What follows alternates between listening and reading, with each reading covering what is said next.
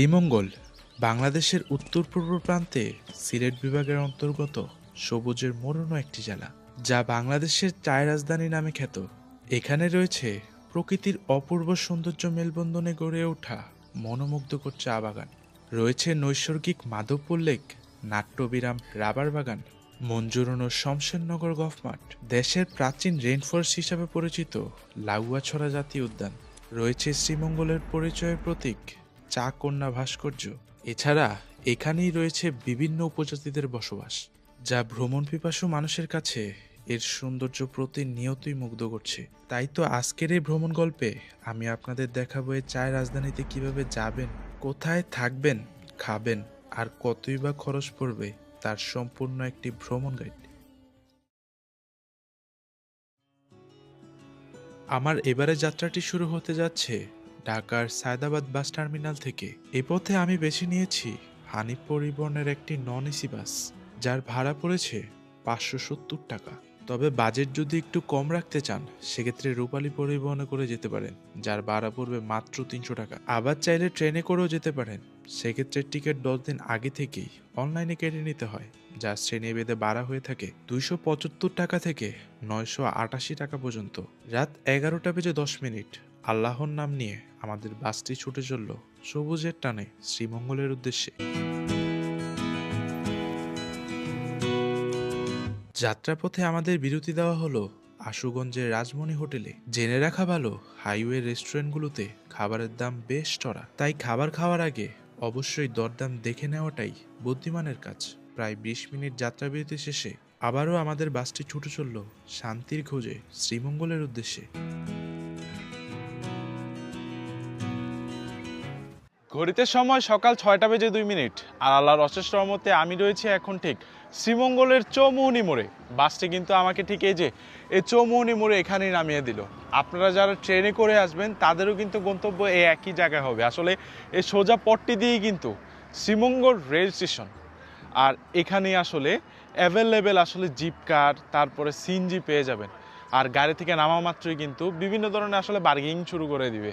তো যাই হোক, এখন আসলে এত কিছু না শুনে সকালের নাস্তার জন্য যাব শ্রীমঙ্গলের বিখ্যাত পানসি রেস্টুরেন্টে। চৌমুহনী মোড় থেকেই মাত্র 5 থেকে 7 মিনিট হেঁটেই পৌঁছে গেলাম পানসি রেস্টুরেন্টে। একটু ফ্রেশ হয়ে 110 টাকার খরচেই এখান থেকে সেরে ফেলি সকালের নাস্তা। তারপর সারাদিনের জন্য আমাদের পছন্দ অনুযায়ী গাড়ি খুঁজতে থাকি। ভাড়াটা হলো আপনার স্পটের উপরে। আমরা যদি লোকাল স্পটগুলো যাই, বৃহস্পতি, শুক্র, শনি, এই 3 দিন ছাড়া নর্মালি ভাড়া হলো 3500 টাকা। 3 দিনে ভাড়া হলো 4500 টাকা। নর্মালি হলো আমাদের 7 জন আটে, উপরে আপনার 10 জন নেওয়া যায়। জন্য আমরা 1400 টাকা নেই। আবার এইখানে নিলাম মানে যতগুলো স্পট আছে সবগুলা ঘুরে দেখাই, যতগুলো সম্ভব দেখানি সারাদিনে সর্বোচ্চ 5 জন নেওয়া যায়। দরদাম করে মাত্র 1400 টাকায় এরকম একটি সিএনজি ভাড়া করি সারাদিনের জন্য, যেখানে আমাদের ঘুরিয়ে দেখাবে শ্রীমঙ্গল সহ কোমলগঞ্জের বেশ কিছু জনপ্রিয় স্থানে। দিনের প্রথমেই আমরা যাত্রা করি ব্রিটিশ আমলে প্রতিষ্ঠিত নূরজাহান টি স্টেটে, যেখানে যেতে পথেই চোখে পড়ল 2 পাশ জুড়ে বিস্তৃত সবুজ চা বাগান, শীতের কুয়াশায় মোড়ানো নির্জন পথ আর সকালের সূর্যের নরম সোনালি আলো। এই দৃশ্য যেন মনকে মুহূর্তেই শান্ত করে দিল।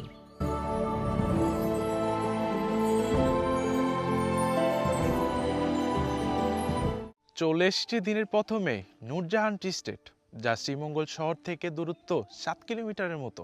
আর এই চা বাগানটা কিন্তু অপূর্ব সুন্দর।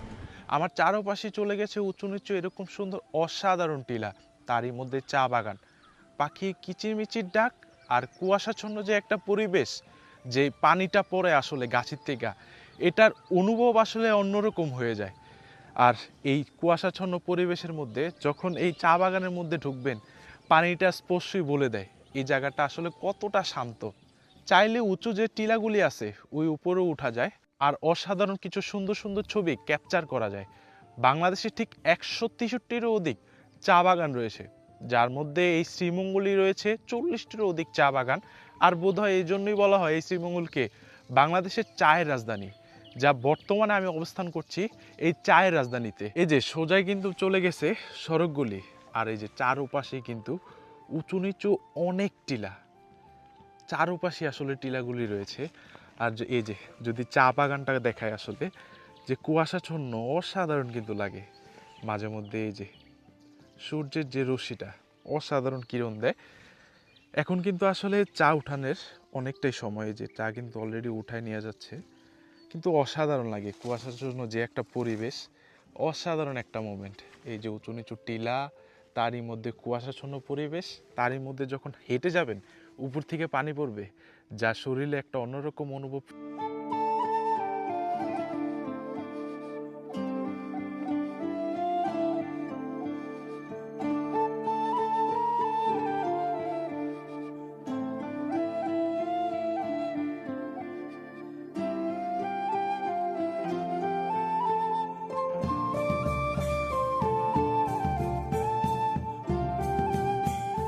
নূরজাহান টি এস্টেট থেকে যাচ্ছিলাম ঠিক মাধবপুর লেকের উদ্দেশ্যে। পথেই পড়লো আসলে এরকম সুন্দর একটি রাবার বাগান। এই শ্রীমঙ্গলে কিন্তু আসলে অসংখ্য রাবার বাগান রয়েছে, আপনারা যে কোনো একটিতে নেমে অবশ্যই দেখতে পারেন। কজ রাবার বাগানটা যতটা না সুন্দর, রাবার যে কীভাবে প্রসেসিং করে এটা কিন্তু আসলে আরও বেশি ইন্টারেস্টিং। কজ এই যে এরকম আসলে গাছ কেটে এরকম ছোলা তৈরি করে তারপরে কিন্তু এরকম বক্সের মধ্যে সাদা সাদা যে পানির মতো এরকম কষ পড়ে, আর এটাই কিন্তু প্রসেসিং করে এই যে নিয়ে যাচ্ছে এখনই। আসলে জাস্ট এই সকাল থেকে, আজকের যে সকাল সকাল থেকে কিন্তু এরকম ফুল ট্যাঙ্কি এরকম ভরে যায় রাবারের জাস্ট এরকম কষটাই। আর এই জায়গায় কিন্তু আসলে বানরের আসলে অসংখ্য বানরের উপদ্রব রয়েছে, ওদের আসলে ডাক দিলে ওরা দূরে সরে যাচ্ছে। এটা দেখাইতে পারবো আসলে লাগুয়াছড়া জাতীয় উদ্যান। তো এখন যাবো আসলে মাধবপুর লেকে।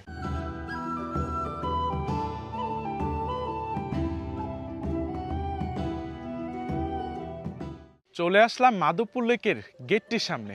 আর এ জায়গা থেকে কিন্তু মাধবপুর লেকে প্রবেশ করতে হলে এন্ট্রি ফি দিয়ে প্রবেশ করতে হবে। যে জায়গায় আপনারা যদি সিএনজি নিয়ে আসেন এজন্য খরচ পড়বে 25 টাকা, যদি বাস নিয়ে আসেন সেক্ষেত্রে খরচ পড়বে 150 টাকা, আর যদি এরকম চান্দের গাড়ি নিয়ে আসেন সেক্ষেত্রে ভাড়া পড়বে 75 টাকা। তো আমরা যেহেতু সিএনজি নিয়ে আসছি সেক্ষেত্রে কিন্তু 25 টাকায় এন্ট্রি ফি দিয়ে ভিতরে প্রবেশ করব মাধবপুর লেকে। আর এ জায়গায় কিন্তু বেশ অর্গানিক একটা চা পাওয়া যায়, বেশ লাল কালারই, যা খেতেও কিন্তু অসাধারণ লাগবে। চায়ের রাজধানীতে আসছেন আর চা খাবেন না তা কি হয়? আসলে এরকম একটা চা খেয়েই এখন আসলে ভিতরে প্রবেশ করব ঠিক মাধবপুর লেকে। কাউন্টারটি থেকে 2 থেকে 3 মিনিটের মতো হবে সর্বোচ্চ। সোজা পথটি ধরে এগুলোই কিন্তু এরকম সুন্দর নীল পানির লেক, মাধবপুর লেক। চলে আসলাম কিন্তু আসলে শ্রীমঙ্গল থেকে কমলগঞ্জ উপজেলায়। এই মাধবপুর লেকটা কিন্তু আসলে কমলগঞ্জ উপজেলায় পড়ছে। আর এই মাধবপুর লেকের নামকরণ কিন্তু মাধবপুর ইউনিয়ন এই জায়গার অনুসারে কিন্তু এই লেকটার নামও করা হয়। আর এই জায়গায় কিন্তু অপূর্ব সুন্দর নীল পানি, তার মধ্যে কিন্তু আসলে এরকম সুন্দর পদ্ম ফুল যা ফুটে আছে। আর এই জায়গায় কিন্তু এই লেকটির চারপাশে কিন্তু ঠিক ট্রেকিংয়ের সুব্যবস্থা রয়েছে, চাইলে হেঁটে হেঁটে পুরো লেকটা প্রদর্শন করা যাবে। আবার চাইলে আমাদের মতো এখন আমরা যাব আসলে একদম চূড়ায়। এই মাধবপুর লেকে কিন্তু আসলে অসংখ্য ছোট বড় চূড়া রয়েছে, পাহাড়ি চূড়া। তো এখন এই পাহাড়ের চূড়ায় গিয়ে এই লেকটার সৌন্দর্য উপভোগ করব।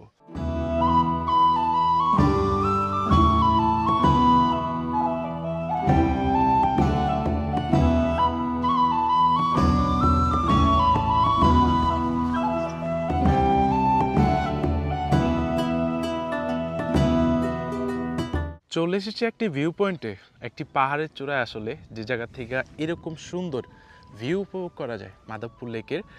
নীল আকাশ, এরকম সুন্দর নীল লেক আর গ্রিনারি, অপূর্ব সুন্দর। কিন্তু যেরকমটা আসলে বাতাস চলতেছে এখন, বেশ ভালোই লাগতেছে। এরকম কিন্তু আসলে অসাধারণ কিছু ছোট বড় টিলা রয়েছে, যে জায়গার থেকে চাইলে আপনারা ট্রেকিং করে করে সব উপভোগ করতে পারবেন। আর ওই যে ওই পাশে কিন্তু একটা ভিউ পয়েন্টও রয়েছে, যে জায়গায় একটা ছাউনি রয়েছে, এই জায়গায় শরবত থেকে শুরু করে পানি টানি, তারপরে একটু ফল পার্কাও রয়েছে, ওই জায়গায় চাইলে খেয়ে নিতেও পারবেন আপনারা। আর এই ভিউ পয়েন্ট থেকে কিন্তু অসাধারণ সুন্দর লাগে এই লেকটা, যে লেকটা আসলে কৃত্রিমভাবে নির্মাণ করা হয় মানুষের দ্বারাই, জাস্ট এই যে এই চা বাগানে পানি দেওয়ার জন্য। আর আমরা এই যে এই পাশ দিয়ে উঠছিলাম, তারপর সোজা চলে কিন্তু এই যে পাহাড় ট্রেকিং করতে করে এরকম একটা ভিউ পয়েন্ট রয়েছে। আপনারা চাইলে কিন্তু ওই যে নিচ দিয়া যে লেকটা আছে, লেকের পাশ দিয়েও কিন্তু ঠান্ডা মনোরম পরিবেশের মধ্যে দিয়েও কিন্তু ট্রেকিং করতে পারবেন। আবার বসার স্থানও রয়েছে, বসে বসেও এই লেকটার সৌন্দর্য উপভোগ করতে পারবেন। মাধবপুর লেক থেকে এবার আমরা রওনা দিলাম শমশেরনগর গফ মাঠের উদ্দেশ্যে। পথে এগুতেই চোখে পড়ল গ্রাম বাংলার অপূর্ব সব দৃশ্যপট। একটু পরেই আমাদের সিনজিটি মেইন রোডে নামিয়ে দিল, আর সেখান থেকেই মাত্র 20 টাকায় লোকাল অটোতে চেপে আমরা চলে এলাম শমশেরনগর গফ মার্টের একদম সামনে।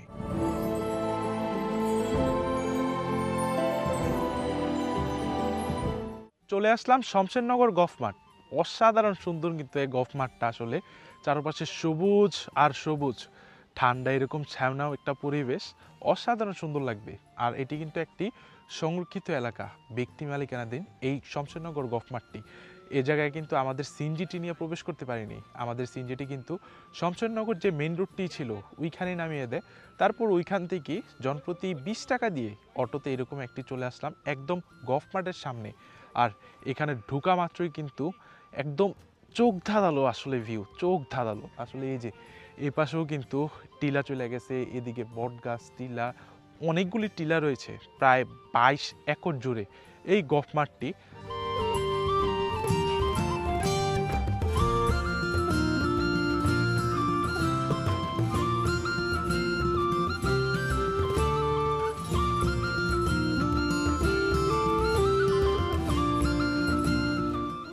আমরা ঠিক এই যে পাশ দিয়ে প্রবেশ করছিলাম, এখান থেকে একটা টিলা, দুইটা টিলা, তিনটা টিলা বের হয়ে আরেকটা টিলার মধ্যে আসলাম। এই যে কিন্তু আসলে অসংখ্য টিলা রয়েছে। এই যে এপাশ দিয়েও কিন্তু আরও অনেকগুলি টিলা চলে গেছে। বেশ ছেওয়াছন্ন একটা পরিবেশ, আর এইরকম সুন্দর সবুজের একটা সমরেখা, এরকম সবুজ, এরকম সুন্দর ওয়েদার, পাশাপাশি এরকম সুন্দর বাতাস, পাখির কিচিরমিচির ডাক, ভালোই লাগে আসলে। প্রকৃতি যেন সব কিছুই তার মুগ্ধতা নিয়ে এ জায়গায় উপস্থিত হয়ে আছে, বেশ ভালোই। বটগাছের তলায় কিন্তু একটা টেম্পল রয়েছে। এই জায়গায় ম্যাক্সিমাম লোকজনই হিন্দু ধর্মাবলম্বী, ওনারা প্রবলি কোনো ওয়ার্শিপ করে। আর এদিকে চা বাগান রয়েছে, শমশেরনগর চা বাগান, বেশ ভালোই একটা পরিবেশ এই জায়গায়, একদম শান্ত একটা পরিবেশ, তার মধ্যে এরকম ছেওয়াছন্নর মধ্যে সময় কাটাতে ভালোই লাগবে। শমশেরনগর গফ মাঠ থেকেই চলে আসলাম কিন্তু লাউয়াছড়া জাতীয় উদ্যান। আর পথিমধ্যে ছিল আসলে অসাধারণ রাস্তা শমশেরনগর থেকে লাউয়াছড়া আসা পর্যন্ত, বেশ ভালোই লাগছে আসলে। ঠান্ডাময় একটা পরিবেশ, উঁচু উঁচু টিলা, তার মধ্যে ছায়াচ্ছন্ন, যে জায়গায় আসলে বলতে গেলে আসলে আলোই পোষায় না, এরকম একটা সুন্দর রাস্তা। তো যাই হোক, লাউয়াছড়ার ভিতরে ঢুকে গেলাম। জনপ্রতি মাত্র বলবো না, আসলে 115 টাকা খরচ দিয়ে লাউয়াছড়ার ভিতরে প্রবেশ করলাম। তাছাড়া যদি 12 বয়সের নিচে বাচ্চা শিশু হয়ে থাকে, এই জন্য কিন্তু 57.5 টাকা খরচ পড়বে। তাছাড়া এই জায়গায় আসলে ট্রেকিংয়েরও সুব্যবস্থা রয়েছে। আপনার যাতে গাইড নিয়ে, ওই সামনে আসলে গাইডটা বসা থাকে, গাইড নিয়ে তারপরে আসলে ট্রেকিং করতে পারবেন, যেতে পারবেন খাসিয়াপুঞ্জি। তাছাড়া এই বনের মধ্যে আরও বিভিন্ন আসলে ঘোরার জন্য জায়গা রয়েছে, বনটাকে উপভোগ করার জন্য গাইডও নিতে পারবেন। তো আমরা আসলে গাইড না নিয়েই খাসিয়াপুঞ্জিতে যাব আর দেখাবো এই লাউয়াছড়া জাতীয় উদ্যানের সৌন্দর্যগুলি।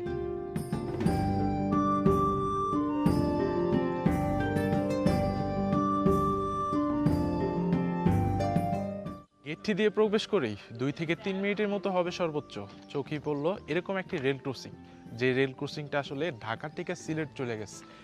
এই রেলওয়ে দিয়ে কিন্তু সিলেটে যায়। আর এ জায়গায় ইন্টারেস্টিং বিষয় হচ্ছে, এ জায়গায় হলিউডের মুভিও করা হয়েছে, around the world in 80 days, জুবানের বিখ্যাত এই মুভিটি কিন্তু এই লাউয়াছড়ার ভিতরেই করা হয়। তারপরে হুমায়ুন আহমেদের বিখ্যাত একটি মুভি আমার আছে জল, এটাও কিন্তু এই লাউয়াছড়ার ভিতরে রেল ক্রসিংয়ের মধ্যেই হয়।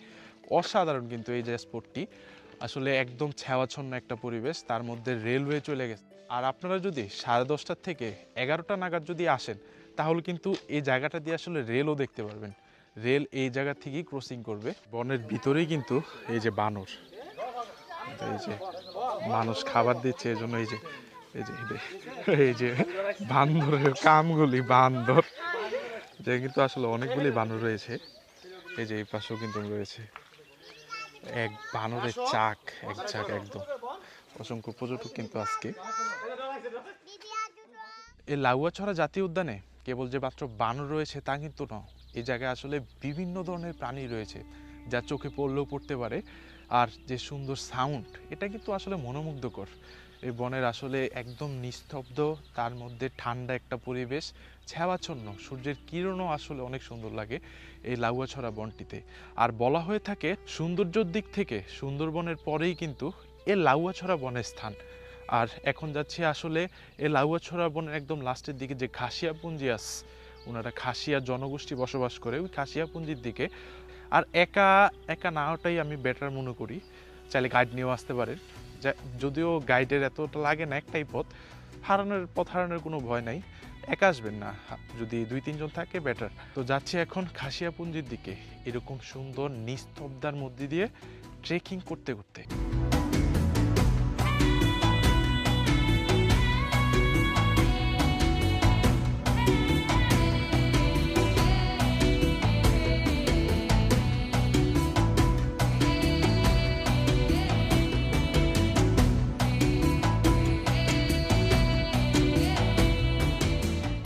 যাওয়ার পথই ছিল আসলে ঝিরিপথ, আর ইন্ডিকেটরও দেওয়া ছিল যে ডানে যাবেন নাকি বামে যাবেন।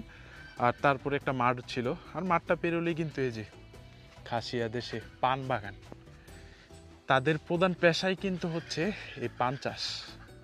এই যে ওনাদের সামনেই কিন্তু ওনাদের বাড়িগুলি, বেশ উঁচু স্থানে আসলে খাসিয়া যে জনগোষ্ঠীর আছে তারা বাড়িগুলি মূলত নির্মাণ করে থাকে। আর এই জায়গায় কিন্তু অসংখ্য পান বাগান রয়েছে। এই পান বাগানই হচ্ছে তাদের ওই যে বললাম যে প্রধান পেশা। তো এখন যাবো এই যে পুঞ্জির ভিতরে ঢুকবো, এদিক দিয়েও ঢোকা যায়, যে সামনের দিকেও ঢোকা যায়। 30 থেকে 40 মিনিটের মতো হবে ট্রেক করে চলে আসলাম খাসিয়াপুঞ্জিতে। আর এ জায়গায় আসলে ওনাদের যে সংস্কৃতি, পোশাক আশাক থেকে শুরু করে ঘরবাড়ি অনেকটা ইউনিক। প্রায় প্রত্যেকটি বাড়ির মধ্যেই কিন্তু বাড়ির সামনে এরকম সুন্দর ফুল গাছ লাগানো, দেখতে কিন্তু আসলে অসাধারণ লাগে, অনেকটা নিট অ্যান্ড ক্লিন।